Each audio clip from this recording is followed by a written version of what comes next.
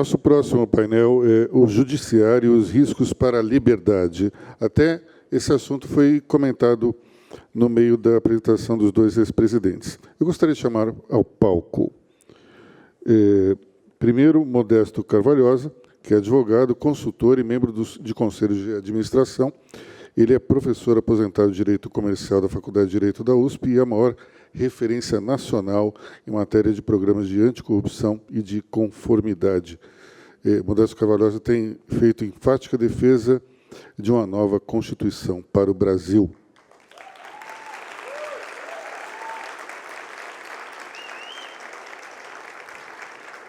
Eu também chamo Tameia Danelon, que é procuradora regional da República e integra o Ministério Público Federal desde 1999. Ela foi coordenadora do Núcleo de Combate à Corrupção, integrante da Lava Jato em São Paulo.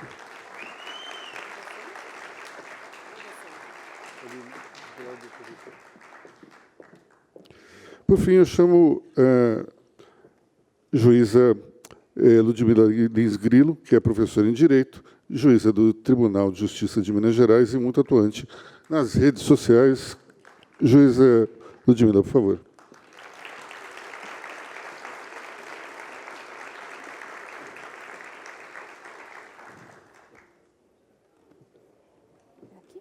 Aqui tá bom?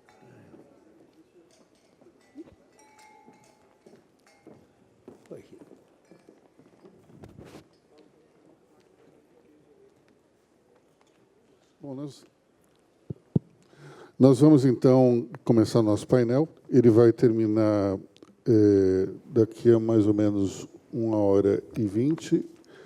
E a ideia é justamente a gente distribuir, fazer semelhante ao que aconteceu aqui com os ex-presidentes. Cada um dos nossos palestrantes vai ter 20 minutos para poder desenvolver o seu raciocínio, e depois a gente abre para as perguntas. Eu acho que aqui, no caso, fica mais fácil nós abrimos as perguntas de uma maneira mais ampla, em vez de fazer a exposição seguida de perguntas.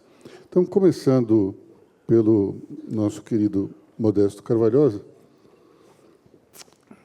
Professor, vamos lá?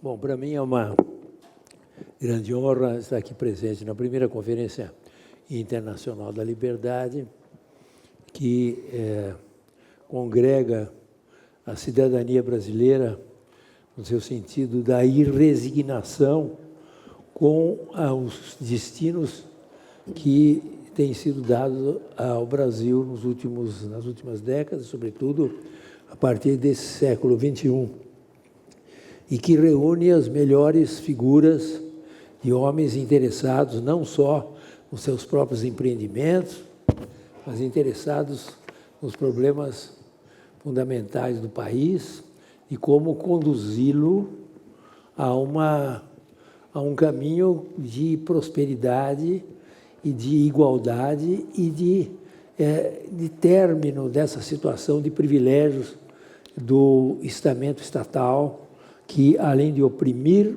o povo brasileiro, usufrui de todos os recursos que nós temos, organizacionais, recursos orçamentários, para, assim, impedir a livre atividade dos cidadãos, no sentido econômico, no sentido cultural, no sentido do conhecimento, da pesquisa, da ciência, impedindo e entravando tudo o que ocorre. O tema que foi aqui designado para a conversa com a doutora Tameia e a doutora Ludmila é sobre a questão da liberdade e o Poder Judiciário. Eu quero fazer uma distinção aqui entre Poder Judiciário e Poder Judiciário. Existem, sob o ponto de vista da crise institucional instaurada no Brasil, existe um organismo do Poder Judiciário que provoca, no meu entender, como cidadão, essa crise, e que não envolve necessariamente todo o Poder Judiciário. O Poder Judiciário no Brasil tem, à exceção do seu órgão máximo, tem realmente prestado muito bom serviço. A demora, o atraso, a falta de empenho na solução dos conflitos que são demandados junto ao Poder Judiciário no Brasil têm melhorado intensamente a partir da implantação do órgão regulador, e que realmente leva hoje a uma melhoria de produtividade, uma melhoria de performance do Poder Judiciário. O Brasil não está descontente com o seu Poder Judiciário, relativamente, claro, mas está descontente com o seu Supremo Tribunal Federal. E eu quero apenas lembrar o seguinte, que é muito importante, que a democracia, a crise da democracia, não é só pela presença dessas figuras sinistras, dos líderes populistas, nem daqueles que propõem a ditadura, que propõem os regimes autoritários, nem aqueles que negam os valores da democracia e da liberdade. A democracia, a sua crise também é íncita, ela é produzida por ela mesma, na medida em que os poderes constituídos, que no caso, o Poder Executivo, o Poder Legislativo e o Poder Judiciário, não mantêm a sua legitimidade. A legitimidade é realmente o fator fundamental do prestígio da democracia e da sua manutenção. E o que é legitimidade? Legitimidade é o acatamento e o respeito naturais e espontâneos do povo com referência às autoridades que operam esses poderes. Então, você tem o Poder Judiciário, os juízes, que são respeitados pelo povo, pela cidadania, pelos jurisdicionados, no sentido espontâneo. Eu respeito aquele que é um juiz, eu respeito o que ele decidir, eu respeito o que ele fala, eu respeito como ele age, como ele produz a justiça. E assim no Poder Judiciário e o Poder Executivo também e no Poder Legislativo. Portanto, a legitimidade é o valor que mantém a democracia. Se você perde a legitimidade, perde o respeito do povo, perde o respeito da cidadania, perde o respeito da sociedade para aquilo que você está fazendo como autoridade investida de administrar um determinado poder, você está solapando a democracia. E no caso nosso aqui, é de se estudar se o Supremo Tribunal Federal mantém essa legitimidade, se ele mantém junto ao povo a sua respeitabilidade. Você vai a um juiz de 12ª vara aqui de São Paulo, os jurisdicionados respeitam o juiz, mas respeitam no sentido pessoal, no respeito do tratamento, do acatamento. E o Supremo Tribunal Federal, os ministros são respeitados pelo povo, eles têm realmente respeitabilidade a par de tudo que foi feito. Realmente, temos aqui uma crise institucional decorrente dessa perda da legitimidade do Supremo Tribunal Federal. Então, essa é a questão mais importante. E eu me lembro as palavras de Oppenheim, que era um grande politicólogo alemão, que dizia o seguinte: a justiça é um fim social, da mesma forma que a igualdade, a liberdade e a democracia.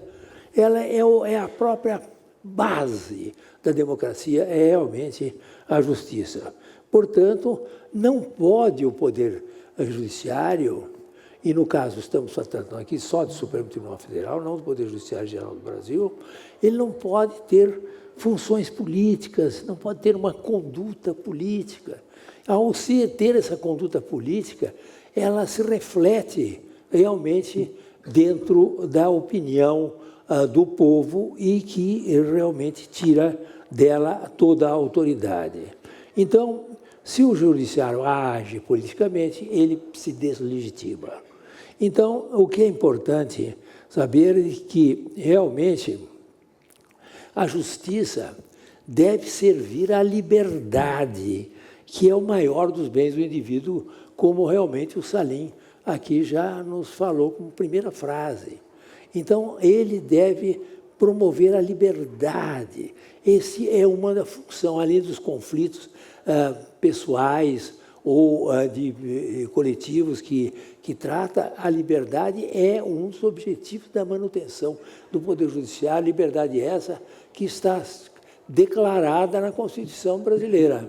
Aí as liberdades, uma das mais importantes das liberdades, que estão ali, que são direitos naturais e que são reconhecidos pela Constituição, é a liberdade de opinião, a liberdade de crítica, de modo que você não pode realmente, o Poder Judiciário, solapar o direito de liberdade de crítica, que é um direito individual político, por excelência. Portanto, nós temos aqui uma questão fundamental de que a permanente vigilância que o próprio sistema democrático permite do povo perante os poderes constituídos tem levado a uma desconfiança enorme sobre o comportamento político do Supremo Tribunal Federal e sobre a sua desfiguração como um poder neutro com referência aos demais poderes e com referência aos interesses que são interesses políticos dos partidos e dos grupos. Essa primeira crise institucional se deu em 2009, quando, pela primeira vez, o Supremo Tribunal Federal declarou que a execução da pena só se pode dar após o trânsito em julgado da sentença condenatória. Eu quero só dizer a vocês o seguinte, essa primeira decisão que foi confirmada em 2017 é um caso único no mundo, tá certo? Não é só a Jabuticaba que é única no mundo, isso também é um caso único no mundo. Não existe nenhum país. Nós temos 194 países inscritos nas Nações Unidas. Não tem nenhum país, desde a Somália, da Ruanda, da Namíbia, tá, de Moçambique, até a Suécia, a Noruega e outros países arquidesenvolvidos, nenhum país adota esse sistema. Tá certo? E aqui foi confirmado pelo Supremo Tribunal Federal. Na medida em que isto ocorreu, na sequência, inclusive, da concessão de inúmeros habeas corpus a evidentes corruptos que estavam aí operando no país, a anulação de processos penais, inclusive de julgados pelo próprio Poder Judiciário em primeira, segunda, terceira instâncias. E tudo isso levou a uma indignação enorme do povo brasileiro, indignação essa que se manifestou nas ruas a partir de 2016, e, sobretudo, em 2017, antes, portanto, dessa questão de 2018, da eleição em 2018, e depois, portanto, antes da eleição do atual presidente da República. É muito anterior a esse fato, os protestos do povo brasileiro contra a conduta eminentemente política e a favor das pessoas que haviam praticado crime de corrupção por parte do Supremo Tribunal Federal. O Supremo Tribunal Federal, ao invés de procurar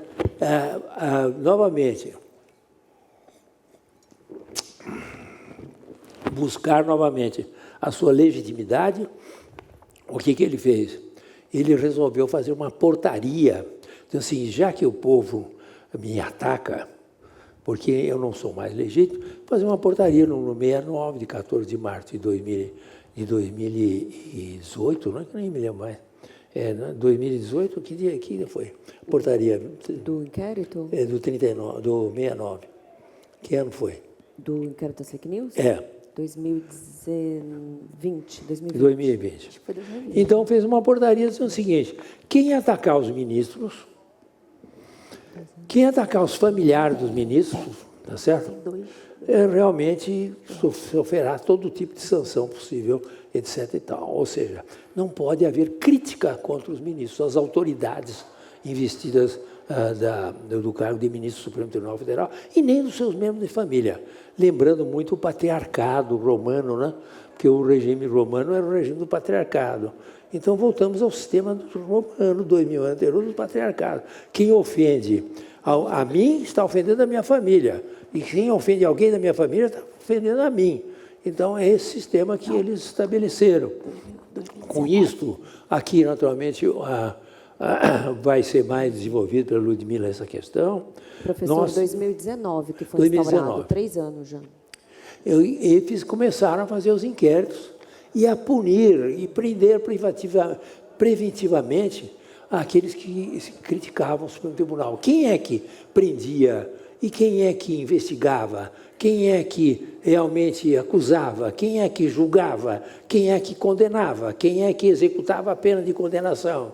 Era a própria vítima, eram os próprios ministros do Supremo Tribunal Federal revertendo inteiramente o princípio fundamental da liberdade, que é o princípio da liberdade de opinião, da liberdade de crítica, tá certo? E, portanto, aqui criando um cerceamento de um direito político fundamental, criando, inclusive, aquilo que se chama o crime político, né? Recriando no Brasil, como nós tínhamos no regime militar, o crime político, era do regime militar, não era um regime democrático, nós voltamos a ter o crime político.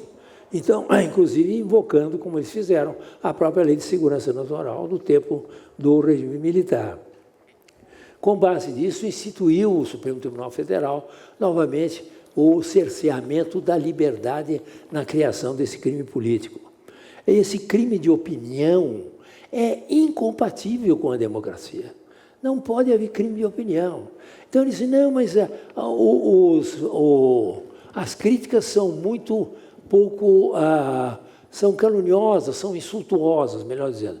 E realmente são. Tem o caso célebre aí desse deputado, Daniel Silveira, que as críticas são insultuosas e inadmissíveis do ponto de vista de qualquer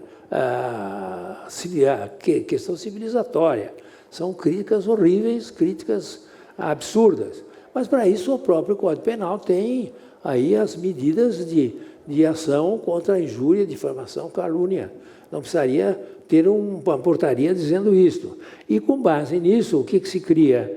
Cria realmente, aí, como eu falei, o crime de opinião, cria-se, portanto, um cerceamento da liberdade política no Brasil, ferindo os princípios do direito romano, que são princípios fundamentais. Esses também têm 2000 anos, eles esqueceram desse princípio, que é o seguinte: ne procedat iudex ex officio.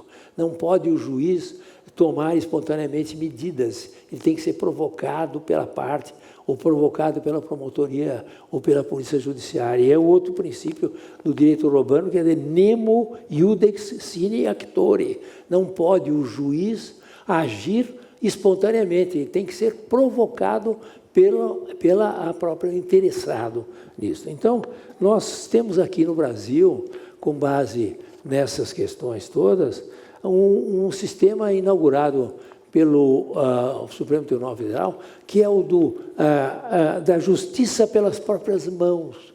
Eu sou vítima, eu fui atacado, eu promovo o inquérito, eu prendo preventivamente, eu mando botar aquele negócio do coisa lá de tornozeleira.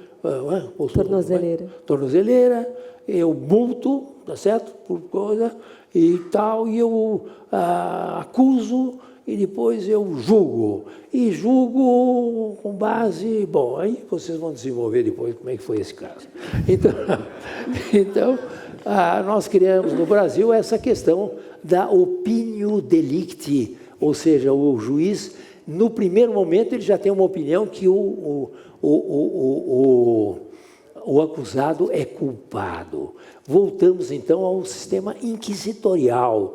Como vocês sabem, antigamente, no tempo da Inquisição, era assim: a igreja dizia, aquele camarada é infiel, eu, igreja, vou prendê-lo, vou investigar os atos que ele fez contra a igreja, depois vou julgá-lo, depois vou queimá-lo, certo? Então, aqui é a mesma coisa, é um regime inquisitorial, deixando, portanto, de lado o Supremo Tribunal Federal um princípio do acusatório, que foi inaugurado recentemente, ou seja, em 1768, por inspiração do Beccaria, que era o grande criminalista da época, dizendo que não pode haver esse tipo de que a própria vítima queima o acusado. Tem que haver ampla defesa, direito, e o juiz tem que estar afastado daquele que defende e daquele que acusa, sendo ele um juiz imparcial. No caso aqui, nós temos a volta do regime inquisitorial. Veja a que ponto chegou a deslegitimação, a que ponto chegou a quebra e a perda da liberdade política no país. Então, é esse o que eu queria só entrar numa introdução do assunto, para depois se desenvolver pelas nossas duas grandes companheiras aqui, que são uma grande promotora de justiça e uma grande juíza, que podem desenvolver melhor, mais tecnicamente, essa questão. Muito obrigado. Muito bom.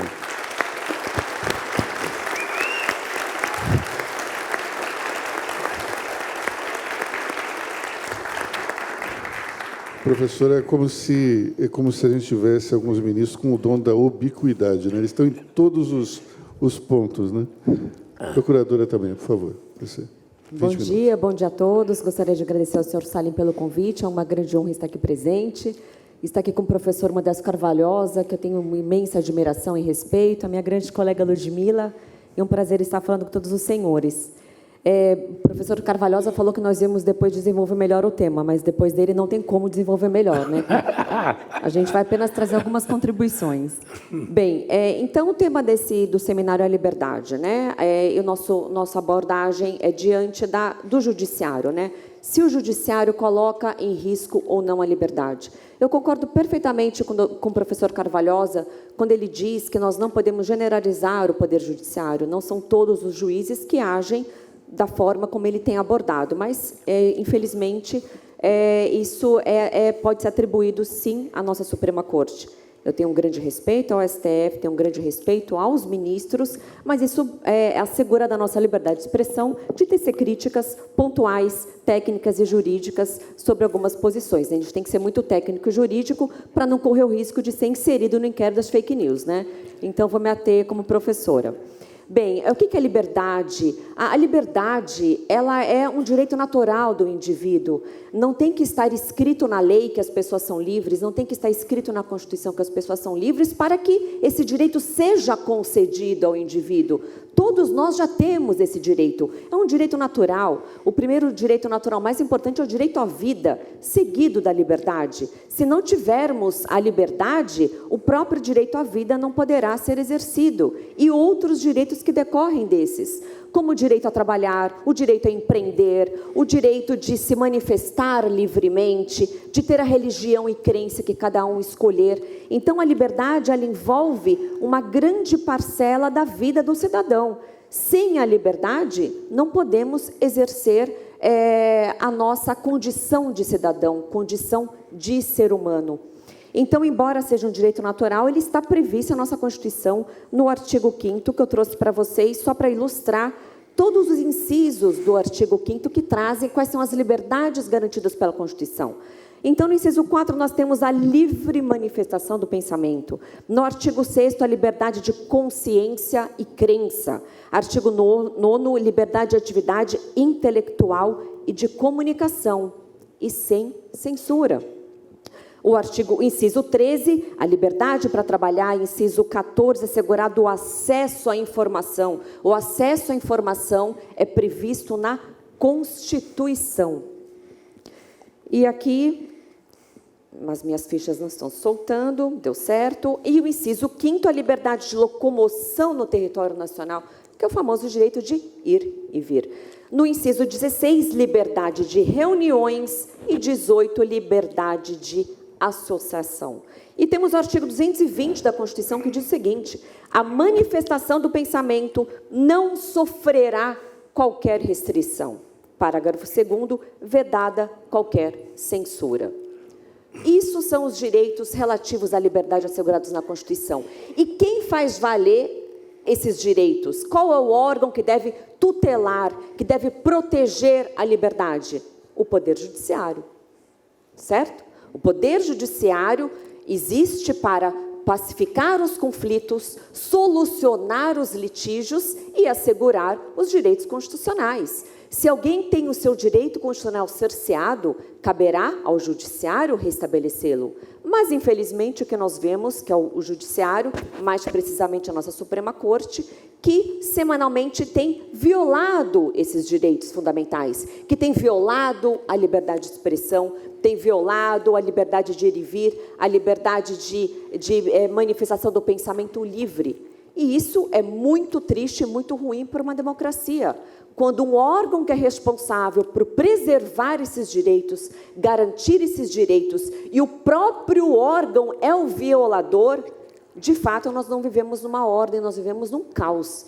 E isso é muito prejudicial para toda a sociedade, é prejudicial para a economia, porque os investimentos, sejam internacionais, sejam nacionais, eles diminuem quando não há uma segurança jurídica, quando não há confiança nas instituições, e, numa escala maior, vai aumentar a miserabilidade, a pobreza e o empobrecimento do próprio país. Então, quando a gente fala sobre justiça, a justiça ela não está completamente desassociada das demais institutos e demais aspectos de um país. A justiça ela está devidamente relacionada com a política, com a economia e com outros pilares de uma democracia. O professor Carvalhosa trouxe como exemplo dessas arbitrariedades, dessas violações à Constituição, o inquérito do fim do mundo, chamado inquérito das fake news, que foi apelidado pelo próprio ministro Marco Aurélio, ex-ministro do STF, que apelidou dessa forma. E nós vemos que outros procedimentos foram instaurados depois do inquérito das fake news, o inquérito dos atos antidemocráticos. Até hoje eu me pergunto o que seria um ato antidemocrático, né? Eu acho que preciso voltar para a faculdade para estudar, para ver que lei que traz, quais são os atos antidemocráticos, que código que diz quais são os atos antidemocráticos, né? Então, o inquérito para apurar antidemocrático, o próprio inquérito das fake news não é crime, não existe essa previsão no Código Penal. Também é uma atecnicidade do ministro Toffoli, quando ele abre o inquérito para investigar um crime que não existe. Então, em todos esses procedimentos das milícias digitais, né, um termo bonito, né? O que são milícias digitais, né? Eu conheço organização criminosa, crime de associação criminosa, esquadrilha, banda. Agora, milícias digitais eu nunca ouvi falar, né? Deve ser alguma analogia de algum outro país, mas, enfim.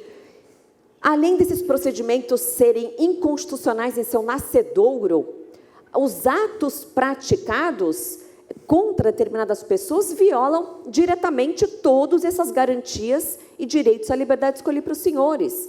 Então, quando seja o TSE, que é um órgão que é para fiscalizar eleições, para tornar o processo eleitoral dinâmico, que dê certo, não é um órgão que tem que ficar investigando se um cidadão A ou B está falando a verdade ou não. O TSE não pode vir a impedir que canais no YouTube, que redes sociais estejam funcionando. Não pode desmonetizar influencers digitais ou jornalistas que se utilizam dessas redes para o próprio trabalho. E isso é uma violação ao direito do trabalho que eu acabei de ler para os senhores. Então, há, de fato, uma subversão dos poderes concedidos ao Poder Judiciário. Nós não conseguimos entender como que esses procedimentos, sejam instaurados pelo TSE ou pelo STF, não é concedida à vista aos advogados, onde as pessoas não sabem por que estão sendo investigados. Quando são intimados para depor, não sabem se vão ser na qualidade de testemunhas ou na qualidade de investigado, que muda completamente de figura. Então, o que nós vemos que é esse cerceamento das redes sociais, bloqueio de contas de jornalistas, de influencers, de deputados, efetivação de prisão apenas porque não concorda com o que está sendo divulgado, isso não é uma atitude de um país democrático.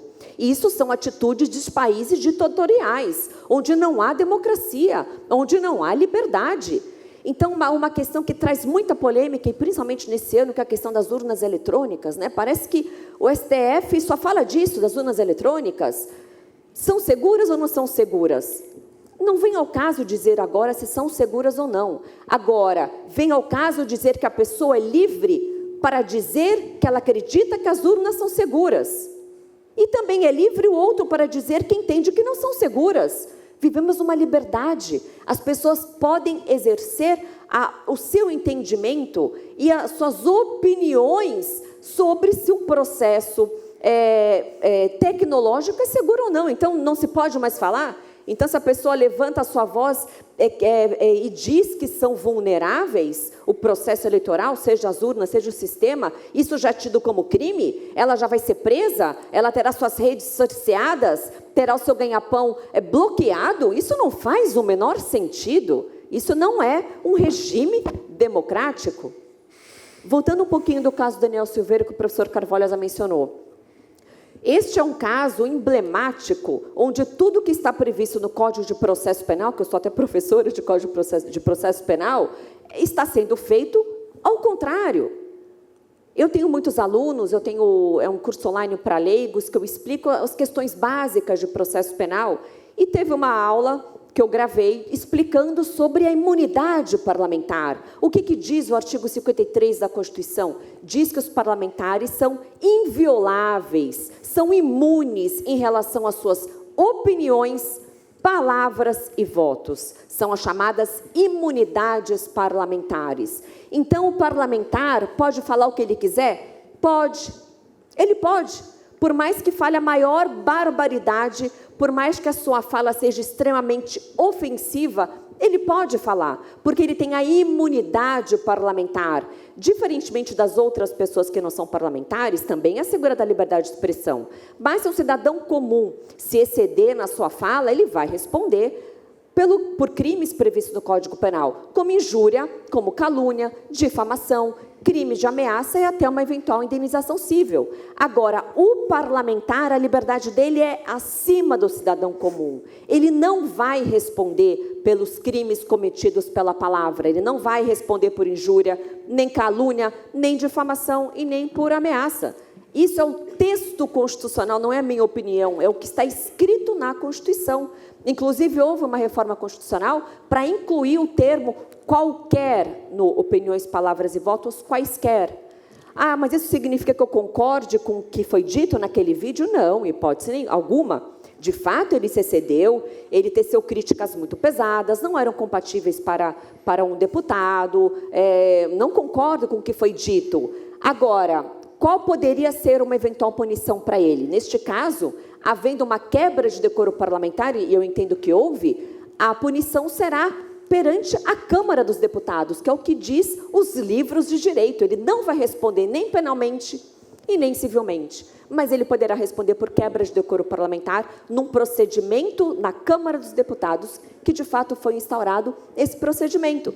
Então, eu gravei essa aula, foi ao ar, deu 2 semanas, Daniel Silveira foi preso em flagrante delito, né? Por supostamente um crime inafensável. Eu falei, meu Deus do céu, meus alunos vão achar que estou ensinando tudo errado, né? Preciso marcar uma live para ensinar isso para eles, né? Então, para a gente que é professor, para a gente que é operador do direito, fica difícil entender e explicar para as pessoas essas arbitrariedades. Então, começou que, além dele não poder ter sido preso, porque ele tem a imunidade parlamentar, concordemos ou não, o juiz não tem que concordar ou não com a lei para escolher se vai aplicar a lei. Ele tem que aplicar, ainda que ele não concorde, ele não é legislador. Se ele não concorda, que encaminhe um projeto através do CNJ, o que quer que seja, para a Câmara dos Deputados, para que altere a lei. Mas não cabe ao juiz, eu não vou aplicar esta lei porque eu não gosto, então eu vou criar uma lei aqui, né? Vou criar um tipo penal novo, vou criar um crime de homofobia e pronto. Isso não pode acontecer. Tem o princípio da legalidade, não há crime sem lei anterior que o defina. Mas foi tudo desvirtuado, ele foi preso a despeito de ter imunidade parlamentar. E uma outra questão que diz o artigo 53 da Constituição. O parlamentar só pode ser preso se o crime cometido, se ele estiver em flagrante delito. Ele tem que estar em flagrante, tem que estar cometendo o crime, ou logo após cometê-lo. E desde que o crime seja inafiançável. Ele estava em flagrante delito? Ele foi preso logo após que ele cometeu aquelas falas? Não. Qual foi o argumento do ministro Alexandre de Moraes? Que o vídeo ofensivo estava no ar. Ora, não existe isso. Não é porque um vídeo ofensivo está no ar que significa que essa pessoa ainda esteja em flagrante delito. Então, se um vídeo ofensivo permanecer por 5 anos a pessoa vai sair em flagrante delito? Evidentemente que não. Ela não poderia ser presa. E outra, o crime não era inafiançável. O que é crime inafiançável? É aquele crime que a pessoa não pode pagar uma fiança para ser solto, que são crimes previstos na Constituição, crimes de ações de grupos armados e outros crimes graves, onde cabe aquela chamada prisão preventiva. Agora, crime contra a honra não é crime inafiançável, mas o STF entendeu que ele estava em flagrante e que o crime era inafiançável, ele foi preso. Mas logo depois não foi arbitrada uma fiança para ele de R$100 mil?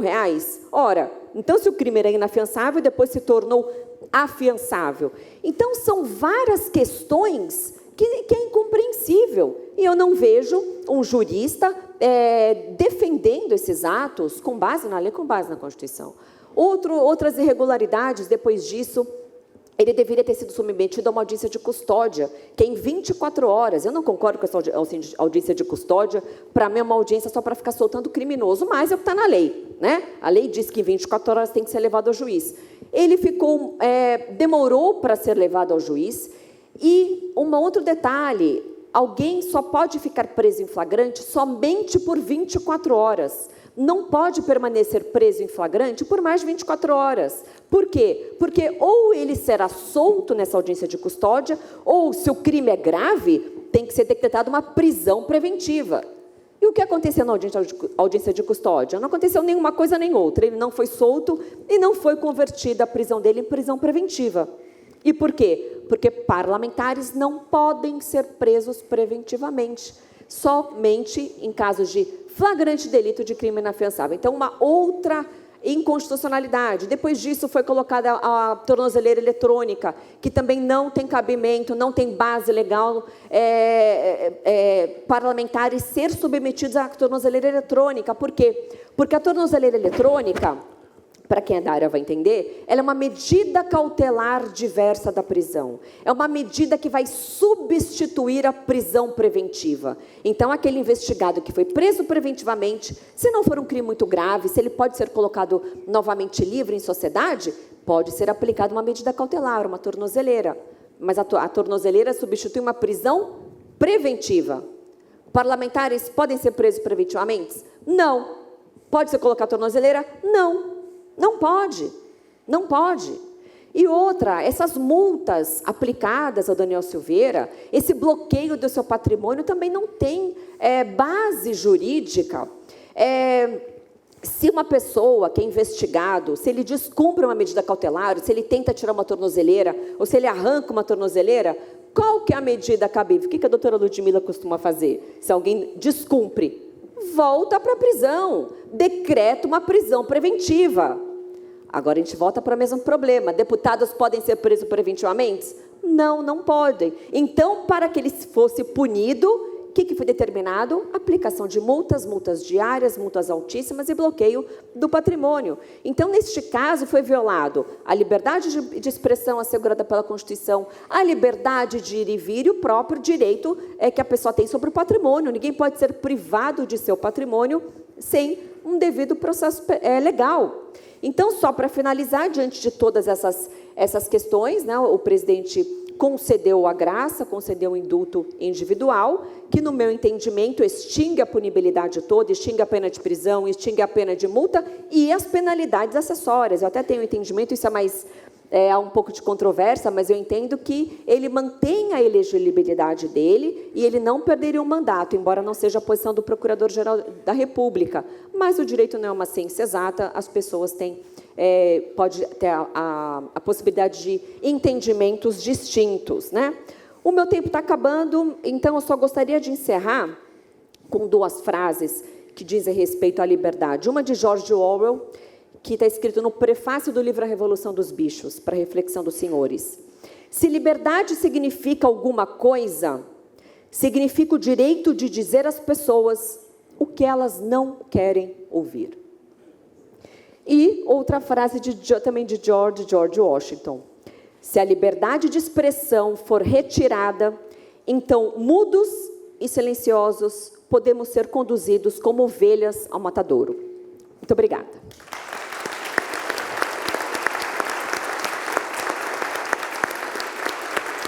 Muito obrigado, procuradora Tameia. Nesse mundo politicamente correto, o livro de George Orwell mudou de nome. Agora não é mais a Revolução dos Bichos. Agora é a Fazenda dos Animais, uma coisa do gênero. É verdade. Porque o título original acho que é Animal Farm, se não me engano. Um comentário antes de passar para a juíza. Essa criatividade na interpretação da lei, ela me parece muitas vezes está ancorada no perfil ideológico dos magistrados, né? E muito menos no que está escrito na Constituição e na legislação em si. Juíza, por favor, 20 minutos.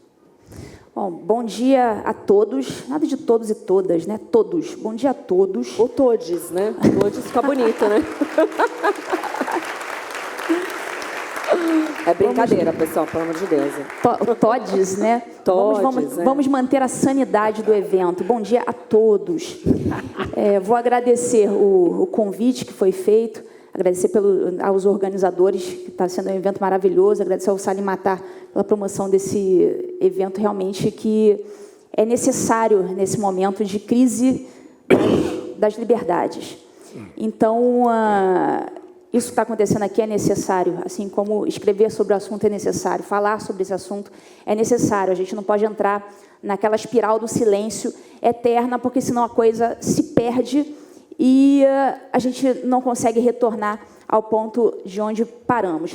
Eu estava pensando aqui, enquanto a doutora Tameia e o professor Carvalhosa estavam falando, aliás, está havendo uma verdadeira diversidade nessa mesa, né? Uma diversidade intergeracional do direito, né? O professor Modesto aí da velha guarda já tem muito mais experiência, e a galera mais da nova guarda aqui do direito, mas uma coisa nós temos em comum, né? Tanto o pessoal mais experiente da velha guarda como a galera da jovem guarda, nós todos concordamos que realmente está havendo esse declínio, ou até mesmo não só o declínio, acho que já passamos da fase do declínio das liberdades, estamos já na fase da perda, da situação de crise absoluta das nossas liberdades.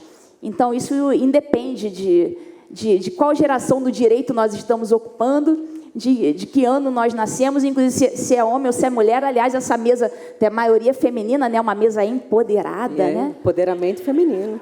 Que esse painel é um painel empoderado, né? Que nós mulheres somos a maioria. Então, a gente concorda com isso tudo.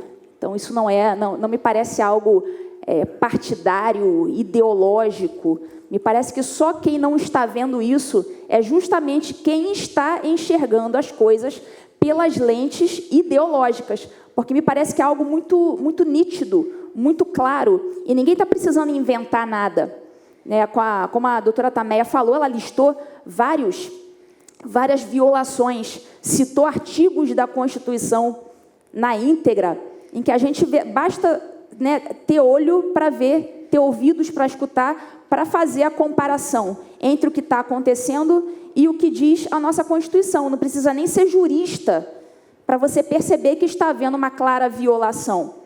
Não precisa ser do direito para perceber certas coisas. E isso está muito claro.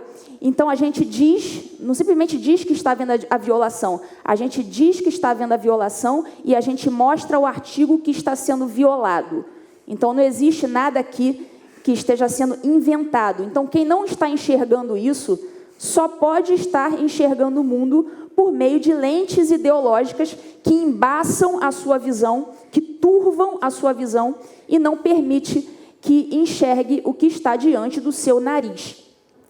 Isso é muito grave, mas, felizmente, me parece, agora, pegando o gancho na fala do professor Modesto Carvalhosa, a partir do momento em que ele mencionou a questão da legitimidade, a perda de legitimidade das autoridades que estão no poder atualmente perante o seu próprio povo. Então, a gente está diante, evidentemente, de um caso de crise de legitimidade, porque quando que acontece a legitimidade de um poder? Quando que um poder ele é legítimo? No caso dos poderes eleitos, o que não é o caso do poder judiciário, no Brasil não existe eleição para juiz, eleição para ministro do STF. Isso não existe. Mas existe eleição para legislativo e para executivo. Então, esses detentores do poder executivo, legislativo, eles vão ter legitimidade perante o seu povo a partir do momento em que eles são legitimamente eleitos, que eles ganham ali nas 4 linhas, no voto, e durante o seu mandato, eles permanecem fiéis àquilo que eles se propuseram na época das eleições perante o seu respectivo eleitor. Então, por mais que eu não concorde, de repente, com o posicionamento de um legislador, de um ocupante do Poder Executivo, se ele está ali, eleito legitimamente, e está fazendo jus ao que ele prometeu, ao que ele é, então ele está legítimo perante todos, e especificamente perante o seu eleitor, porque ele está cumprindo o que ele prometeu cumprir, ainda que eu não concorde com aquilo. Diferentemente do Poder Judiciário, que não é um poder eleito.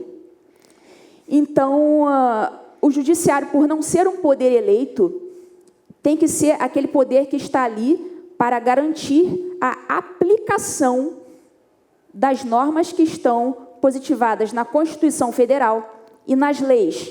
Essa é a função do Poder Judiciário. Não é fazer as leis, não é ser um legislador positivo.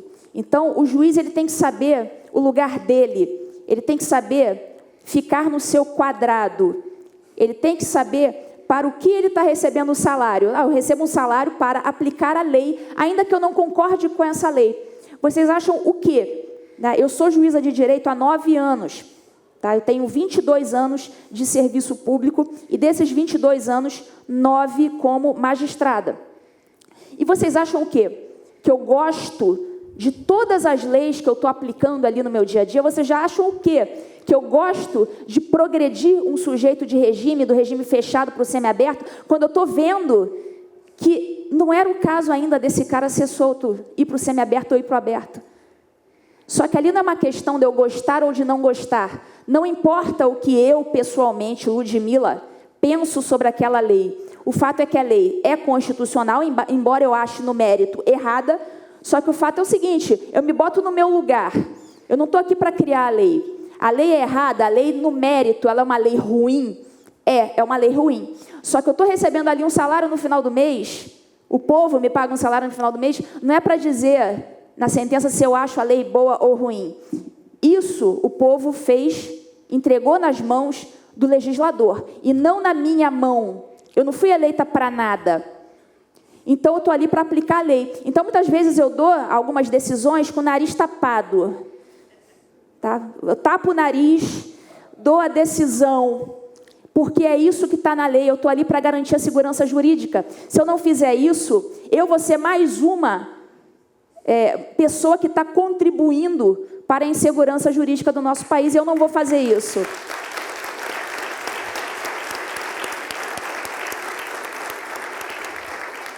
Então, vocês pensam que é fácil? Então, além de eu atuar na área criminal, eu também atuo na área da infância e juventude, só para vocês terem uma ideia. Vocês acham que é legal aplicar o Estatuto da Criança e do Adolescente?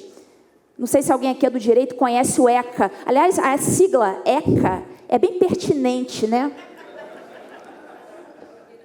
É uma sigla pertinente, o ECA. Então, você abre o ECA, tem ali o sujeito, o anjinho de 17 anos, ainda não é um adulto, ainda não fez 18. Ele é um adolescente. Então, ele está sob a égide do ECA. Então, qual que é a pena? A gente não pode nem falar pena para adolescente. O adolescente não recebe uma pena. Ele recebe uma medida socioeducativa. Vocês sabem disso? Toda a linguagem é corrompida ideologicamente, e isso está presente também nas nossas leis, essa corrupção da linguagem. Isso penetrou no nosso direito, não só por meio dos juízes, das decisões, mas por meio do legislativo também. O ECA é cheio dessas corrupções da linguagem. O ECA, quando chega, por exemplo, um auto de prisão em flagrante para o juiz, quando é caso de adolescente, não se chama prisão. O adolescente ele não é preso, o adolescente é apreendido. Então, você não pode usar a palavra prisão para se referir a um adolescente. Então, ele não é preso, ele é apreendido. Ele não é denunciado numa denúncia, né, que é a peça inicial da ação penal. Ele não sofre uma denúncia, ele sofre uma representação. São sempre eufemismos atrás de eufemismos. Tudo para manter aquela aura de politicamente correto, de corrupção da linguagem, para que a gente não diga que um adolescente cometeu um crime. Não é crime que comete, né? Não é crime. Ato infracional. Exatamente. A doutora Tameia matou a charada aqui. Não é crime, é ato infracional. Isso quando não chamam, né, em vez de adolescente, né, infrator, o que já é um eufemismo, agora nem isso está se usando, né? Agora está se usando aquela expressão menor em conflito com a lei. É algo estarrecedor. É algo estarrecedor. É que nem o preso. Isso aí está parecendo sensacionalista, não está parecendo? Justamente. O preso, né, quando eu faço inspeção em presídio, hoje em dia eu não sou mais de execução penal, sou criminal só. Mas quando fazia execução criminal, ia nos presídios, os próprios presos, eles se referem a si mesmos como, sabe como? Reeducandos. Doutora, eu sou reeducando da cidade tal, tem como me dar um bonde para o presídio tal? Dar um bonde conseguir uma transferência. Então, essas coisas que estão corrompendo a nossa linguagem jurídica, que estão não apenas nas nossas leis, isso é transferido para as decisões judiciais, isso tudo vem de cima. Isso tudo vem de cima. O exemplo vem de cima. Então, voltando aqui, né, fechando esse parênteses dessas questões da corrupção da linguagem no direito, voltando para o motivo principal desse evento aqui, que é o evento sobre as liberdades. Aqui, certamente, tem muitos empresários, tem muitas pessoas para as quais a liberdade é algo muito caro. E não tem como, né, nós que somos do direito, às vezes ficamos naquele mundinho, aquele universozinho do direito, do fórum, né, ali, daquele eventozinho, da palestra do doutor, né, o doutor fulano de tal, aí fica naquele mundinho, aí vai naqueles convescotes de vovozinhas, aí fica aquele mundinho fechado e não sabe do que está acontecendo fora. Então, por exemplo, eu estou sempre olhando para o que está acontecendo fora, a doutora Tameia também, a gente está ali sempre no debate público, vendo o que está acontecendo. Por quê? A gente sabe que o direito não é um universo estanque, ele tem que comunicar com as outras disciplinas e com o mundo, senão a gente fica naquela bolha, aquele mundinho fechado e totalmente desconectado da realidade. Então, muitas vezes as pessoas falam, pô, esse juiz está totalmente desconectado da realidade. Eu fico com aquela cara, não tem nem o que dizer, porque está coberto de razão. Está coberto de razão. Então, isso tem que comunicar, porque isso tem reflexos, não apenas na política, como tem reflexos também na economia. Quem é o investidor que vai, né, lá de fora querer investir no nosso país nessa situação de insegurança jurídica extrema, que a gente já passou, a meu ver, da mera insegurança jurídica, da mera instabilidade. A gente já está, como a doutora Tameia falou, muito bem falado, a gente já chegou no estágio do caos absoluto. Eu sei que é muito ruim ouvir isso. A fase da mera instabilidade, essa fase já passou. Essa fase, a meu ver, aconteceu entre 2016 e 2017. A partir de 2018, a coisa já começou a se consolidar no âmbito do caos jurídico.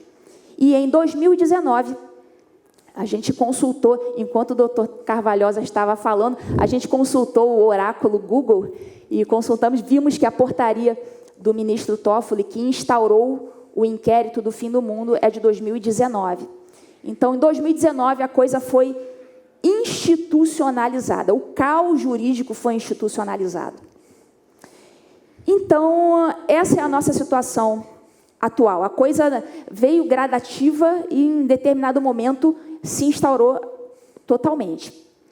Todas essas, inclusive o nome inquérito das fake news, que é o nome oficial do que a gente está chamando de inquérito do fim do mundo, esse próprio nome inquérito das fake news é uma própria fake news, porque até hoje ninguém me explicou qual foi a fake news que embasou o inquérito das fake news. Alguém sabe?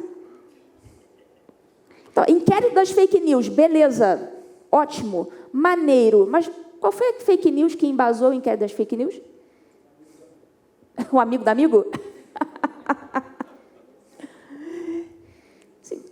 O inquérito tem, no mínimo, 70 apensos. Apensos, para quem não é do direito, o que é apenso? São anexos.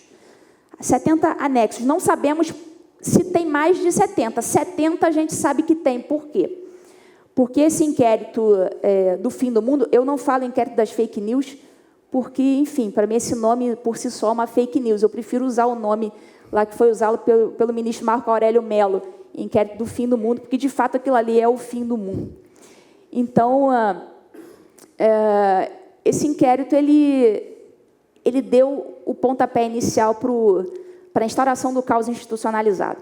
E várias coisas que acontecem nesse inquérito, assim, a olhos vistos, se eu, lá na minha comarquinha, no interior do Brasil, fizesse a mesma coisa que os juízes, no caso, os ministros do STF, estão fazendo neste inquérito, eu já teria perdido meu cargo há muito tempo, mas assim, numa canetada. Primeira coisa, inquérito instaurado por portaria de ministro do STF. O doutor Carvalhosa já falou, ne procedat iudex ex officio. Não se pode começar um processo ou inquérito de ofício pelo juiz. Nenhum juiz dá o pontapé inicial de nada. Por isso existe o princípio da inércia jurisdicional, que, aliás, pega super mal para a gente, né? O juiz inerte. Mas, assim, quem é do direito sabe, o princípio da inércia jurisdicional é um princípio muito caro ao nosso direito, que significa que o juiz ele é inerte, ele fica ali parado, até alguém acioná-lo, até alguém dar o pontapé inicial para que ele possa atuar. Enquanto isso, ele não age ex officio, ou seja, por conta própria. Ele não pode dar o pontapé inicial. Isso é princípio basilar do direito. Assim, é aula 1 da aula de princípios, né? Princípios do direito. Introdução ao estudo do direito, aula 1. No dia que você entra lá na faculdade, calouro, todo pintado, né, do trote que você levou, né, tá com cabelo colorido, verde, você senta lá para assistir a aula, está o teu professor dizendo a respeito do princípio da inércia do juiz. Então, nós tivemos aí... Então, é uma sequência de atos violadores da nossa ordem constitucional. E não são violadores de normas que estão escondidas na nossa legislação. Não. Violação da Constituição mesmo, na cara dura. Então, viola o princípio da inércia constitucional. Não pode um inquérito ser instalado por um juiz. Aí vão alegar o seguinte: não, mas espera aí.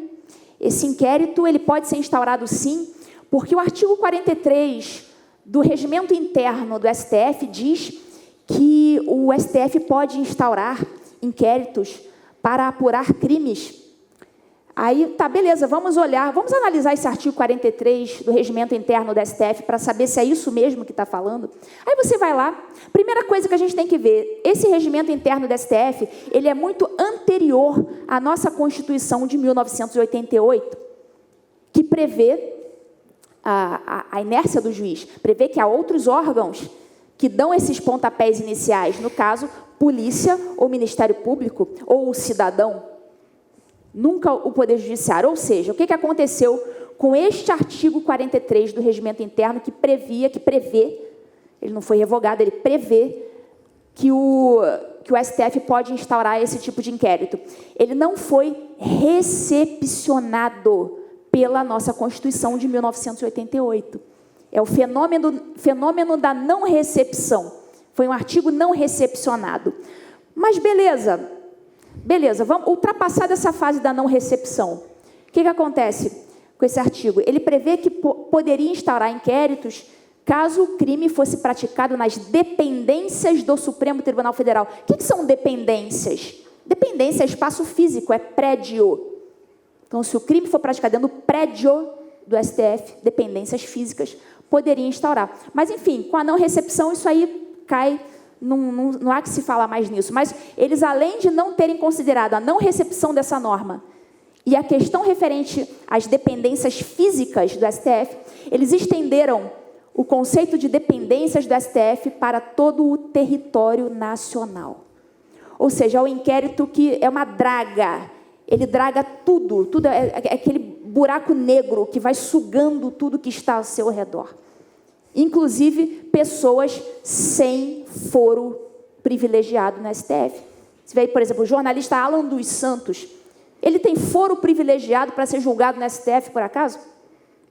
E tantos outros que foram para lá, sabe-se lá. Por quê? Não tem foro para isso. Então, são muitas violações. O meu tempo está acabando aqui. Eu poderia ficar falando horas sobre isso. Inclusive, eu escrevi em coautoria com outros autores o livro chamado Inquérito do Fim do Mundo, que, inclusive, no dia seguinte da prisão do deputado Daniel Silveira, chegou a ser o primeiro colocado em vendas na Amazon, na categoria Direito. Então, para você ver que é um livro de direito, pô, direito é chato, pô, ninguém gosta de direito e tal. Enfim, foi mais vendido e ficou durante um tempo assim. Então, isso é um fenômeno, isso revela que as pessoas estão realmente ligadas no que está acontecendo e estão interessadas, e isso talvez seja a nossa única esperança. Esse interesse do povo, realmente não existe essa total alienação como tentam fazer crer. O povo não está tão alienado assim, não. E eventos como esse aqui revelam que essa alienação pode até existir por parte, né, da maioria, mas já existe uma sementinha sendo plantada e a gente tem uma esperança para o futuro. Muito obrigada.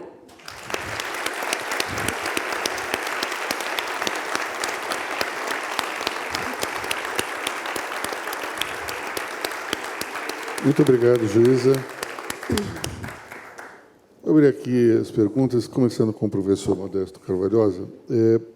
Legitimidade e o respeito que o senhor se referiu na sua palestra, esses dois itens, eles não são reduzidos quando se tem um protagonismo do STF, por exemplo? Bom, o protagonismo do STF é uma coisa difícil de você dizer que existe alguma coisa que não seja protagonismo do STF, né? Quer dizer, tudo que ele faz é um protagonismo, quer dizer, realmente não existe lá nada que não seja alguma coisa que tenha um viés político efetivo, né? Quer dizer, por exemplo, e a STF também na sua filial, que é o TSE, né? Quer dizer, então, por exemplo, agora na campanha para regimentar eleitores, para todos votarem, aí os mais jovens também se inscreverem como eleitores, eles fizeram duas propagandas interessantíssimas na televisão, dizendo o seguinte, que o Brasil é um país que só tem 1.500.000, não, faltam 1.500, só tem 1.500 quilômetros de estrada, que o governo não faz estrada. Mas o que tem a ver a eleição com fazer estrada? Já que o voto é eletrônico, não tem estrada nenhuma para levar o voto. Depois, fizeram outra campanha eleitoral, quer dizer, logo em seguida, 15 dias depois, dizendo que o Brasil já tem favela, o que é verdade. Quer dizer, metade da população brasileira mora em favela. Mas o que tem a ver? Mostram as favelas, aquela pobreza, aquela miséria e tal, para dizer que precisa votar. Quer dizer, o que tem a ver a miséria habitacional do povo brasileiro com votar? Quer dizer, tudo é uma propaganda eleitoral, entendeu?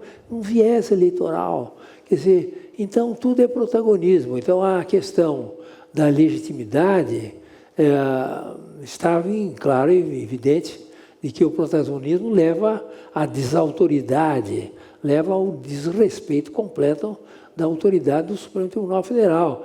Você tem um Supremo, falar assim que eu sou antigo, não sou antigo, eu sou antiquíssimo. Então, a questão é o seguinte, eu sou do tempo que o ministro do Supremo Tribunal Federal era uma figura absolutamente respeitada. Era respeitada, e não porque era fulano, porque todos eram respeitáveis, né? Hoje, os ministros do Supremo Tribunal Federal não podem sair à rua, não podem usar avião comercial, de modo que fica uma situação não só de ilegitimidade, como de incompatibilidade social. Eles estão isolados, eles não têm condições de convívio social, né? Então, você veja que aí a ilegitimidade chegou a um ponto absoluto. Né? Daí a reação deles, dizer que quem falar mal de mim vai preso. Né? É essa a questão. Além dessa respeitabilidade a qual o senhor se referiu, também ninguém sabia o nome dos juízes do STF naquela época. Praticamente hoje todo mundo sabe o nome de todos os magistrados. Isso é um fenômeno interessante. Também é. Então, isso, sem dúvida. Procuradora Tameia, fake news de fato não é crime. Na sua opinião, existe como combater esse problema sem ferir a liberdade de expressão, ou a gente não deve combater e deixar rolar? Olha, eu entendo que, em primeiro lugar, a gente tem que permitir a liberdade, né? Tem que ter essa possibilidade. As pessoas são livres para falar o que bem entendem, né? Mas é claro que assim nenhum direito é absoluto. Nem mesmo o direito à vida é um direito absoluto. A legislação permite que uma pessoa venha matar outra se ela estiver em legítima defesa de si própria ou de terceiros, né? Então, o direito mais importante, que é o direito à vida, nem esse direito é plenamente absoluto. Ele pode ser mitigado. E a mesma coisa é a liberdade de expressão. Não é porque ela está assegurada na Constituição que nós podemos, através da liberdade, praticar atos racistas, atos nazistas, né? Uma fala nazista, uma fala racista, uma fala que pratica um crime contra a honra, que venha a causar um prejuízo moral ou financeiro para outras pessoas, né? Então, a lei já existente, no meu entendimento, ela já é satisfatória. Então, voltando para o caso do inquérito do fim do mundo, né? Se os ministros se entendem que foram prejudicados, que a honra deles foi abalada, né? Porque eles falam a honorabilidade do Supremo, mas o Supremo não tem honra. Pessoa jurídica não tem honra subjetiva, quem tem honra subjetiva é a pessoa física. Mas, enfim, se eles achassem que foram ameaçados, injuriados, eles podem adotar as providências legais, sem dúvida, fazer uma representação perante o Ministério Público e perante um juiz competente, pedir para que o seu advogado encaminhe uma notícia crimes para a polícia daquela localidade, da primeira instância, não eles próprios quererem investigar, porque, como a doutora Ludmila falou, só é investigado e processado perante o Supremo quem tem foro privilegiado perante o Supremo. Então, em primeiro lugar, eu penso, liberdade assegurada, falem o que quiserem falar. Havendo um excesso, havendo a prática de um crime, havendo um dano a terceiro, essa pessoa poderá, sim, ser processado por injúria, calúnia, difamação, mas perante um juiz competente e perante o Ministério Público, que tem atribuição para tanto, né? Inclusive, até fazer um gancho, quando a doutora falou sobre o inquérito das fake news, era tão absurdo, tudo tão absurdo, né? Desde o dia que foi instaurado, tudo é tão absurdo, que, inclusive, o membro do Ministério Público, que no caso era a ex-procuradora-geral, a doutora Raquel Dodge, ela não tinha acesso a essa investigação. Eu nunca vi isso, uma investigação da polícia, sem que o Ministério Público possa acompanhar. Ela pediu vistas do inquérito ao ministro Alexandre de Moraes, não concedeu. Então, o órgão acusador, que é o Ministério Público, que vai mover uma ação penal, ele tem que saber o que está acontecendo, ele tem que acompanhar a investigação. E, diante dessa negativa, né, houve até uma violação à instituição do Ministério Público, a ex-procuradora-geral arquivou o inquérito das fake news. Ela promoveu o arquivamento do inquérito das fake news, que foi completamente desconsiderado, né?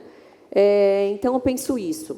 Tem que assegurar, não tem que limitar, sou contra esse PL das fake news, que quer controlar a liberdade de expressão, quer controlar as redes sociais, quer cercear a população. Havendo excesso, já tem lei para punir as pessoas.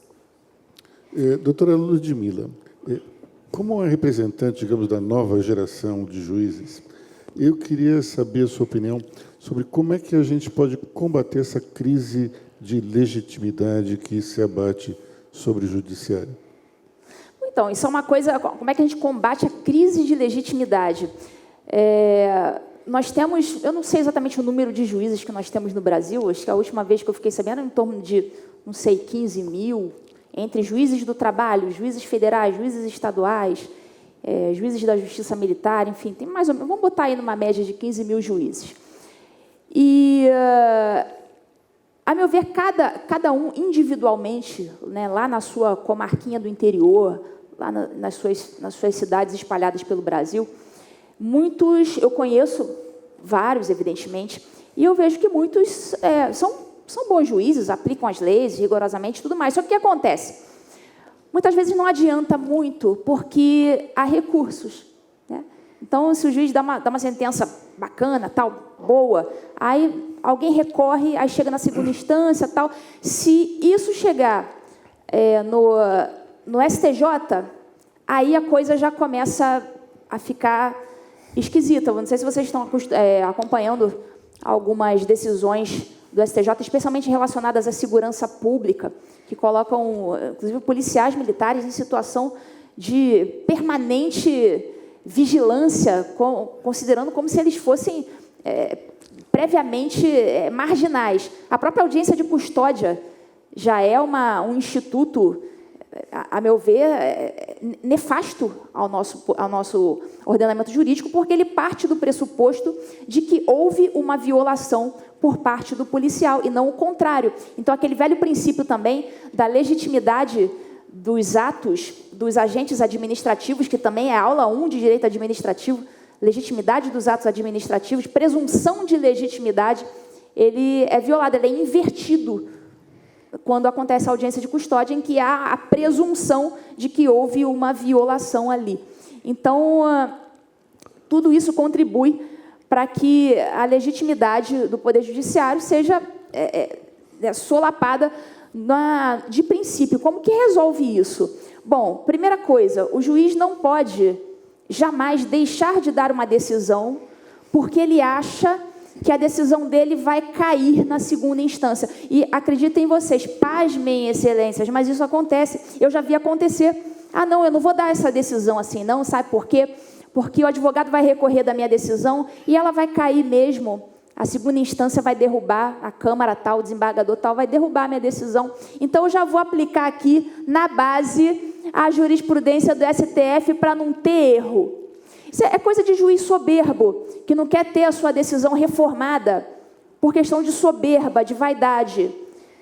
Não me importa, eu tenho que fazer o certo, mesmo que eu tenha certeza de que a minha decisão vai ser derrubada na segunda instância. A partir do momento que você joga a toalha imediatamente e já adota já de antemão o posicionamento dos tribunais com o qual você não concorda, só para não ter uma decisão sua reformada, né, só para manter a sua vaidade em dia, você está contribuindo, você é mais um agente do caos.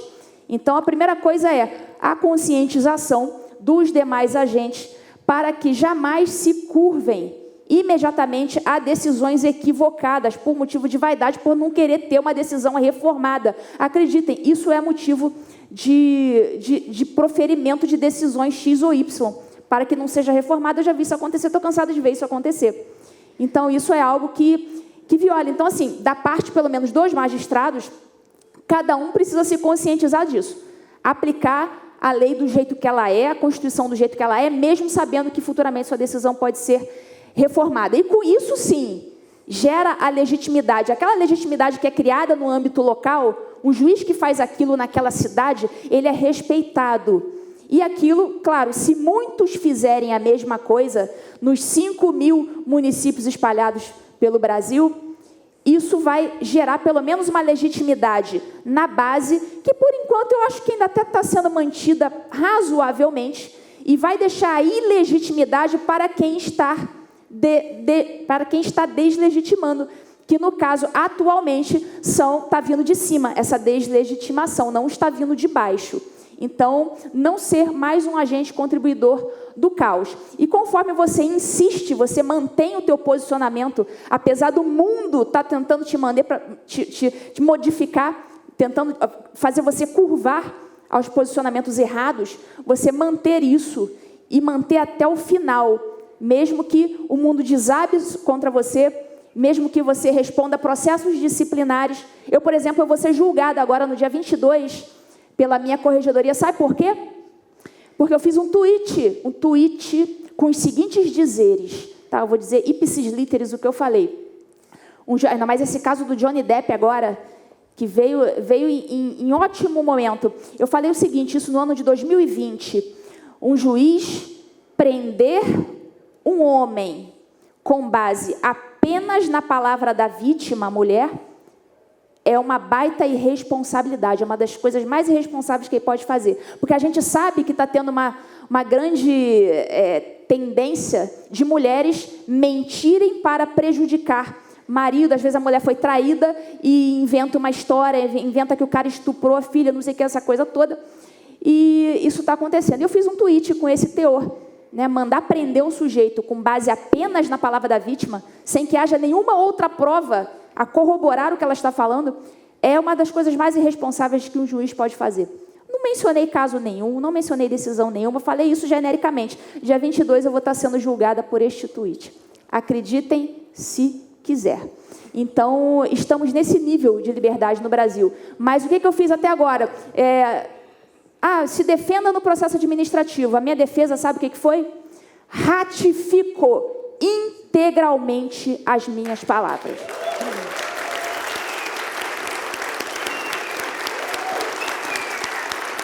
O mundo vai tentar te calar. O mundo vai fazer de tudo para te apertar, te moer, e a maioria vai se curvar. Só que a gente vai precisar de alguns que não se curvem para manter a sanidade no país. Então, respondendo a sua pergunta, a gente precisa que alguns agentes, e muitos estão se mantendo firmes, não se curvando a essa tentativa de acabar com as nossas liberdades. Isso me lembra aquela frase, eu esqueci infelizmente o autor: o certo é o certo, mesmo que ninguém esteja fazendo, o errado é o errado, mesmo que todos estejam fazendo. Vamos abrir para as perguntas. Rafael, por favor. Muito obrigado pela oportunidade. Boa tarde, senhores. Muito obrigado pela oportunidade. Rui Barbosa já havia nos alertado para aquela que seria, eventualmente, a mais perigosa das ditaduras. Entretanto, a minha pergunta é: como, eventualmente, nós iremos, aqui os senhores da mesa e os do auditório, parar um eventual congressista que venha, por exemplo, negar o Holocausto dentro do Congresso Nacional, ou ainda se transformar aqui, entre parênteses, num Slobodan Milosevic? Como parar isso? Pergunta para o professor. Por favor. Não entendi bem o que... Como parar, a sociedade brasileira pode, eventualmente, parar, cessar um congressista, por exemplo, já que nós não temos impeachments céleres no Brasil para todos e qualquer um cargo público, como parar um congressista, eventualmente, de, por exemplo, vir defender no Congresso Nacional uma tese de negação do Holocausto, ou ainda de fazer uma tese que defenda o batalhão de Scorpions, que fez o que fez em Srebrenica, sob o comando de Milosevic. Como parar um congressista no Brasil? Qual é o limite? Bom, o sistema legal brasileiro, constitucional legal, e de funcionamento do poder legislativo tem soluções clássicas a respeito disso. Se alguém defende um crime, que o Holocausto é um crime contra a humanidade, talvez o maior crime que já foi denunciado na história da humanidade, ele tem que ser cassado através de medidas de cassação dele e responder perante as comunidades ofendidas pelo crime realmente de injúria sobre as comunidades, sobre a própria história e outros delitos parecidos, de modo que não vejo maiores dificuldades em ocorrer isso. Quer dizer, eu acho que todos os que nos vemos agora, o exemplo de um deputado que realmente insultou de forma absurda aquelas moças lá que estavam envolvidas na Ucrânia no início da coisa, foi cassado por unanimidade pelos seus pares, e o que não impede que a comunidade ucraniana também tome as providências penais. Mas eu acho que isso não tem maiores dificuldades. O que precisa é agir. Isso tem que agir, sem dúvida nenhuma, porque vai além da questão do decoro para ir na apologia de crimes contra a própria civilização. não é? Eu acho que isso aí é uma coisa que tem perfeita acolhida dentro do sistema jurídico brasileiro, a repressão a esse tipo de crime. Nós temos tempo só mais para uma pergunta, deputado Alexandre Freitas, por favor. Bom, boa tarde a todos. Eu sou advogado que descobriu que o direito é apenas um detalhe. O que manda, na verdade, é a política no Brasil, infelizmente. Estou deputado estadual lá no estado do Rio de Janeiro. Fui autor de um pedido de impeachment do ministro Alexandre de Moraes por conta do inquérito 4781, que é popularmente chamado de inquérito das fake news. E eu queria perguntar... Bom, primeiro vou dizer que, na minha opinião, o parlamentar tem que ser cassado de 4 em 4 anos a cada eleição pelas bobagens que diz.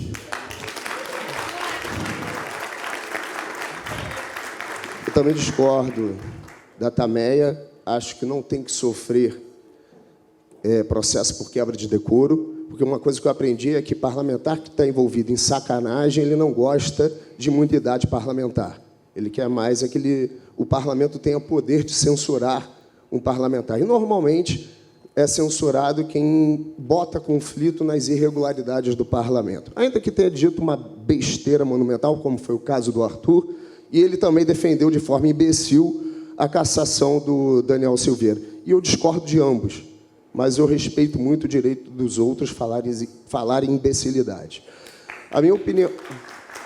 A minha pergunta agora é: como que a gente faz para dar uma resposta ao STF se nós temos um Senado acovardado, onde 30% dos senadores respondem a um inquérito ou alguma investigação, alguma forma de investigação ou processo no STF, e, principalmente, se vocês concordam com a atual forma de nomeação de escolha do ministro do STF, se não concorda, qual que seria o melhor sistema para se trazer alguém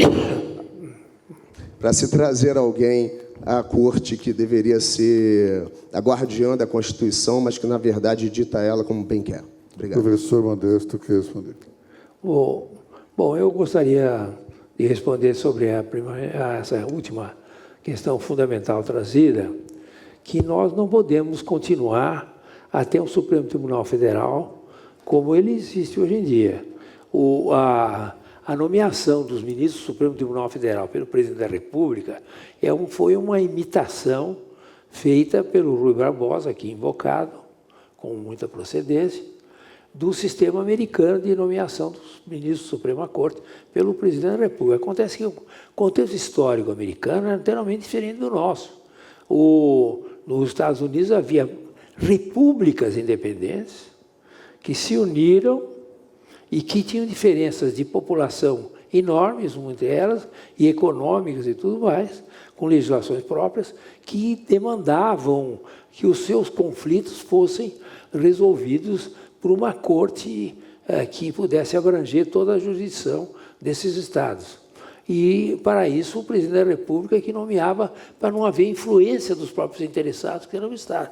Então, isso é uma coisa do século XVIII e não tem nada a ver conosco. Quer dizer, a nomeação do ministro do Supremo Tribunal Federal pelo presidente da República, no nosso caso, não tem base histórica e leva a essa deformação monumental. Como hoje, nos Estados Unidos, também leva à deformação. Hoje, nos Estados Unidos, a deformação é igual à nossa, mas não tão grave, não é? Mas em todo caso. Então, o que se tem? É necessário que a sociedade civil, aqui estou propondo uma coisa muito séria, que a sociedade civil se mobilize para a ampla discussão de uma proposta de que os ministros do Supremo Tribunal Federal sejam nomeados por antiguidade dos membros dos tribunais superiores, do STJ, do TST, do Tribunal Militar, e que possam realmente trazer os mais antigos para que exerçam a função de ministro do Supremo Tribunal Federal com um mandato de 8 anos. E depois de 8 anos vai embora, certo? Não pode ficar como o ilustre ministro Gilmar Mendes, 50 anos lá dentro fazendo jurisdição maravilhosa que ele faz, tá certo? Então, realmente, nós temos que ter 8 anos de mandato com nomeação por antiguidade, que é um princípio fundamental do Poder Judiciário. No Poder Judiciário, as pessoas vão progredindo por antiguidade, e por mérito também, mas por antiguidade, sobretudo.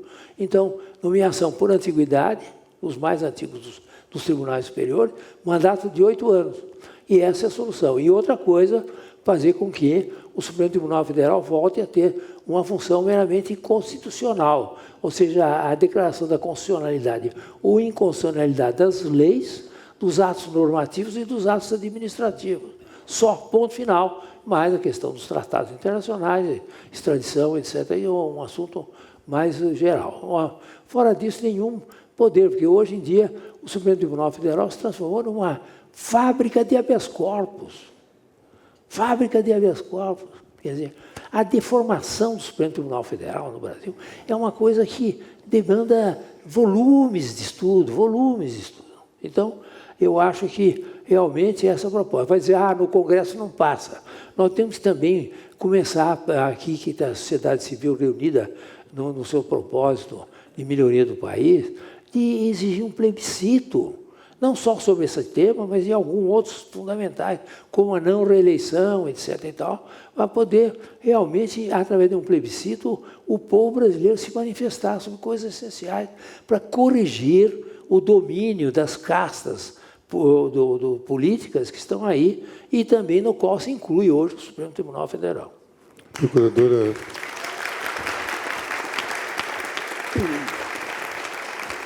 Procuradora também quer se manifestar. Então, sobre a sua questão, de fato, cabe ao Senado adotar eventual medida em face de ministro do STF, caso eles venham a praticar crimes de responsabilidade, né? Não estou dizendo que isso aconteceu, né? Deixa para os senhores pensarem assim, mas cabe ao presidente do Senado instaurar, determinar a abertura de processo de impeachment, né? Existem diversos pedidos. Na época do ex-senador, ex-presidente Davi Alcolumbre, nos últimos dias de seu mandato, ele tinha em sua mesa 36 pedidos de impeachment. Oi? 36 pedidos de impeachment contra os ministros do STF. O que ele fez? Em uma canetada, ele arquivou de pronto todos os pedidos, sem se debruçar, sem analisar, sem ver se tinha alguns elementos, né? E, depois disso, outros pedidos foram sendo oferecidos, principalmente no que se refere ao inquérito das fake news, né, contra o ministro Alexandre de Moraes, existem vários, né?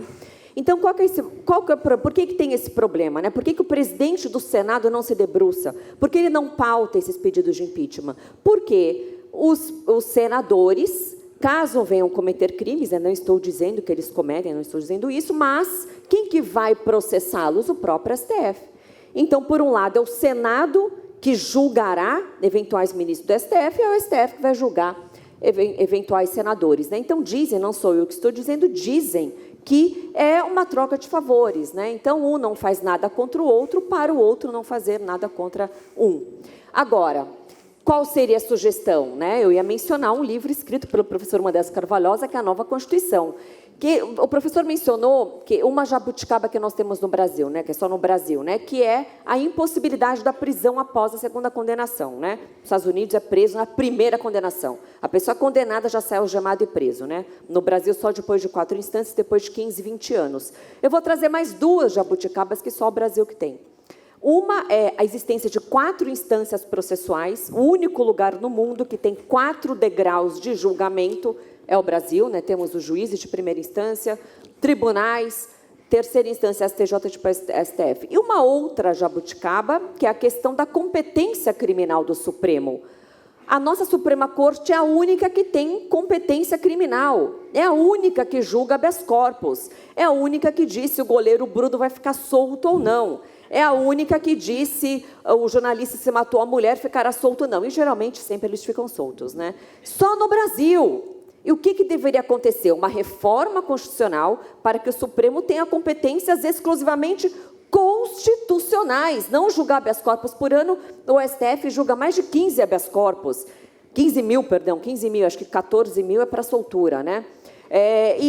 Então, o papel de uma Suprema Corte é a guarda da Constituição, Mas qual que é o problema? Nossa Constituição é gigantesca. Tudo tem na Constituição. Tem norma de direito tributário na Constituição. Tem norma trabalhista na Constituição. Chega até briga de marido e mulher, né? Direito de vizinhança chega chega no STF porque nós temos uma Constituição exagerada, com uma série de direitos sociais gigantesca, que é uma obra de ficção. Ela tinha que ser mais enxuta, apenas com questões meramente constitucionais. Então, havendo essa retirada da competência criminal do STF, que é o STF que julga senadores, aí eles não teriam foro privilegiado no STF. Então, talvez eles estivessem mais à vontade para pautar eventuais pedidos de impeachment. E concordo plenamente com o professor Modesto Carvalhosa que deveria mudar a forma de escolha do ministro do STF. Como é que funciona atualmente? Atualmente, a pessoa basta ter mais de 35 anos, né? Notável saber jurídico, né? Que a gente não sabe direito o que é isso, né? Mas, enfim, reputação ilibada. Pronto, né? Não precisa ser juiz, não precisa ser concursado, nada, né? E isso eu também entendo que o ideal seria, pelo menos na grande maioria dos 11, né, no mínimo 9, que fossem juízes de carreira. Eu não vejo sentido que a cúpula de um poder seja ocupada por pessoas que não são de carreira. Veja uma empresa. Numa empresa, não vai o presidente não ter passado por outros degraus, por outros cargos, né? Então, eu entendo que deveria ser mudada a forma de indicação, mandato de 8 anos também, e há uma PEC, inclusive, parada, né, no Congresso, que até já foi aprovada no Senado, que muda essa escolha. Essa PEC tem um mandato de 10 anos, melhor que nada, né? Melhor 10 anos do que 30, 40, 50 anos. Né? Então, mudar a forma de escolha e retirar a competência criminal do Supremo para que ele julgue apenas questões constitucionais. Obrigado. Temos agora a última pergunta mesmo, o empresário José Galo, por favor. Bom dia a todos. Eu acho que a maior inimiga da liberdade nesse país é a nossa Constituição, professor, tá? Pelo que eu ouvi aqui, não é a minha especialidade. Mas eu queria dizer o seguinte, eu sou um cidadão brasileiro assustado, né, em usar a minha liberdade de expressão, e eu vejo que muitos líderes empresariais estão assustados, porque essa questão das fake news, da milícia, né, que não sei como, ela existe. E existem grupos estruturados que, quando você fala alguma coisa, você é atacado, a sua honra é atacada, a sua família é atacada. Então, o que a gente faz? Recorre ao judiciário, que a gente sabe que tem uma série de lentidões e tudo mais. Então, qual é a sugestão de vocês? Exercer a minha liberdade, ser atacado, a minha família ser atacada, e o que eu posso fazer para ser livre? Para mim a pergunta? Pode ser. Deixa a Ludmila falar. Tá, posso falar sobre esse tema? A juíza tem uma experiência nas redes sociais que qualifica para responder, né? Então, a pergunta dele, o que ele pode fazer? Ele está se vendo atacado de todos os lados, né? Um cidadão sendo atacado. Aí está perguntando, o que eu posso fazer? E essa pergunta, acho que é uma das perguntas que mais nos fazem, né? O que a gente pode fazer? Eu sou um cidadão comum, tenho meus filhos, não sei o quê, a gente está sendo atacado, a gente não pode falar nada na internet, a escola está me obrigando a vacinar meus filhos, a escola está não sei o que lá, impondo ideologia de gênero, né, para minha filha de 12 anos. O que eu, como cidadão, posso fazer? Aquele negócio, eu procuro enxergar tudo como se fosse um grande tabuleiro de xadrez, em que cada um pode fazer uma jogada diferente. Então, tem certas jogadas que um político pode fazer que eu não posso fazer. Tem certas jogadas que eu posso fazer, eu sou conhecida na internet, eu posso fazer certas jogadas que envolvem o discurso das massas, que uma pessoa que não é conhecida não pode fazer.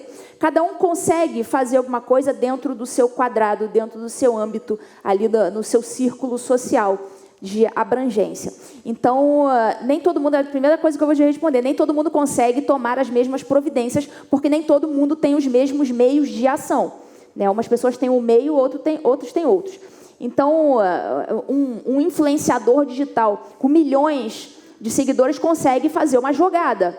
Né? Um político consegue fazer outra. Agora, e o cidadão que não tem esse poder de discurso das massas, né, que só tem aquela vida ali da família dele, da escola do filho, da sua paróquia.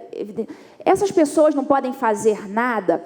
Então, a minha resposta é, não, essas pessoas podem fazer sim. Aí é aquele trabalho de formiguinha que foi feito muito bem naquela ideia da hegemonia cultural de Gramsci, de que todos os ambientes culturais deveriam ser ocupados.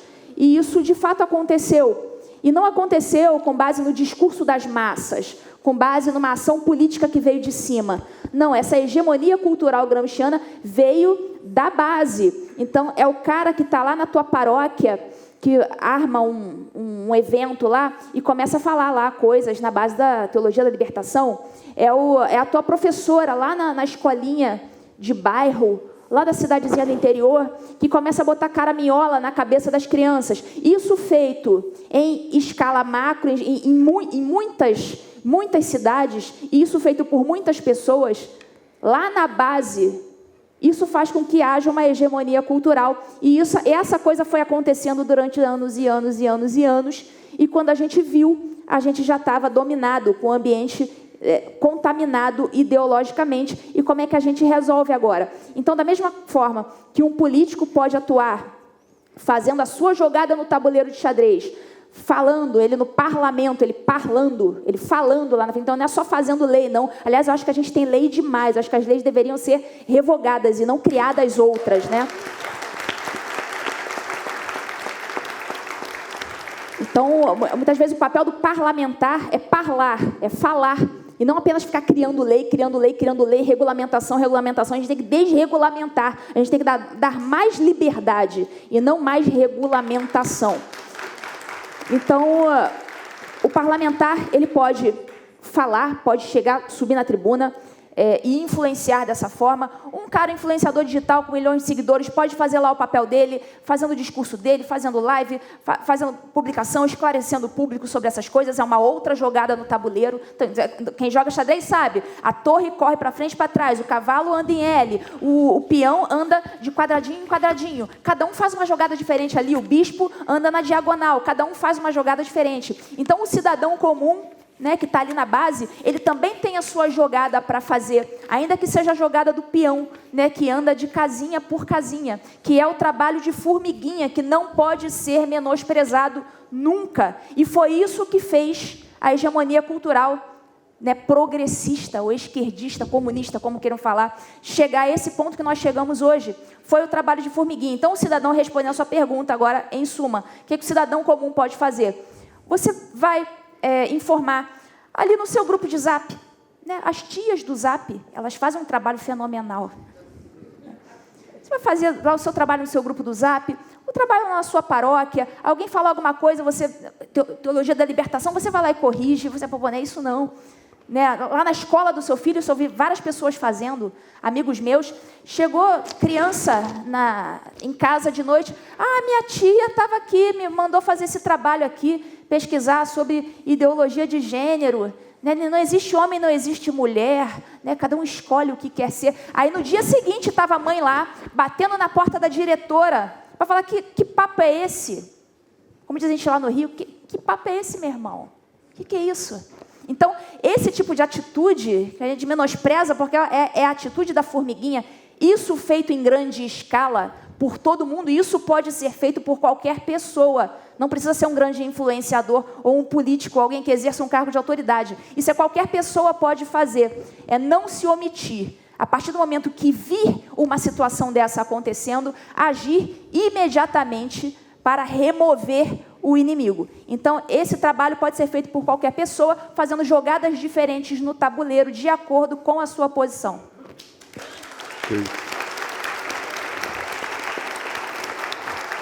Eu queria agradecer a presença de todos os nossos palestrantes e debatedores e dizer também que a Conferência da Liberdade quer prestar uma homenagem a todos. Primeiro, Modesto Carvalhosa, por favor. Obrigado.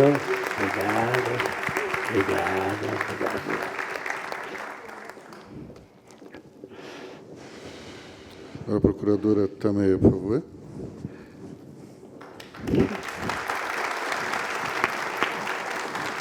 Obrigada. Obrigada. E, last but not least, a juíza Ludmila, por favor.